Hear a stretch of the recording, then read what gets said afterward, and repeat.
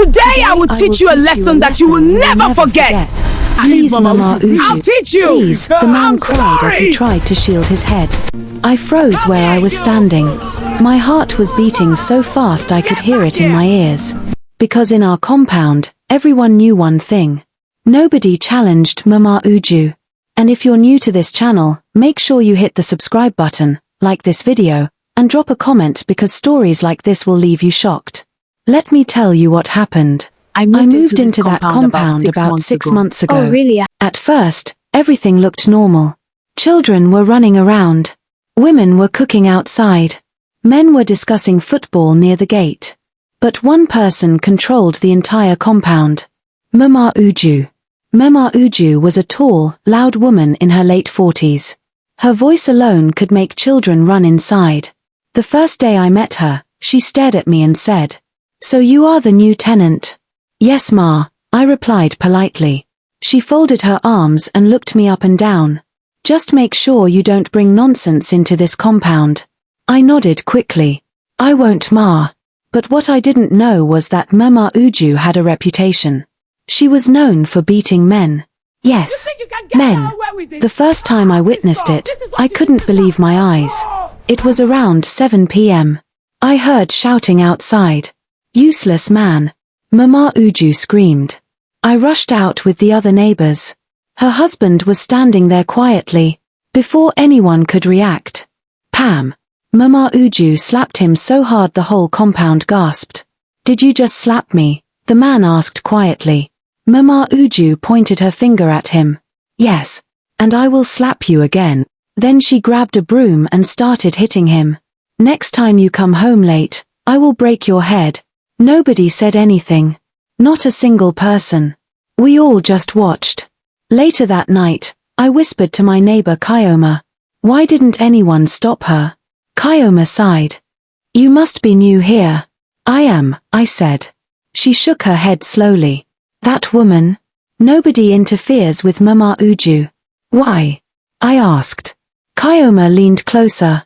"Because she fights everyone." Weeks passed. And the stories about Mama Uju kept growing. One day I was washing clothes when another neighbor, Musa, told me something shocking. "Last year," he said quietly, "she beat a man with a frying pan." "What?" I almost dropped the bucket. "Yes," Musa said. "The man tried to advise her to respect her husband." "And?" Musa laughed. "She chased him around the compound." I couldn't believe it. But deep down, something about the whole situation made me uncomfortable. Because Mama Uju's husband never fought back, never shouted. He always stayed quiet. One evening I finally asked him, "Sir, why don't you defend yourself?" He smiled sadly. "Peace is better than fighting." "But she hits you," I said. He nodded slowly. "I know." Then he said something that stayed in my mind. "One day, someone will stand up to her." And that day came sooner than anyone expected. It was a hot Saturday afternoon. Everyone was outside. Suddenly we heard shouting from Mama Uju's room. "You are a liar," she screamed. Her husband tried to calm her down. "I'm telling you the truth." Before he could finish, bang! Mama Uju pushed him outside. Then she grabbed a thick wooden stick. "Today I will show you." She raised the stick high. People began gathering again. But nobody moved. Nobody stopped her. I felt anger rising inside me. "This is not right," I whispered. Then suddenly, a voice shouted from the gate. "Stop." Everyone turned. It was Chinedu, Mama Uju's younger brother. He walked straight into the compound. "What is going on here?" he demanded. Mama Uju scoffed. "This is my house. Mind your business." But Chinedu didn't move.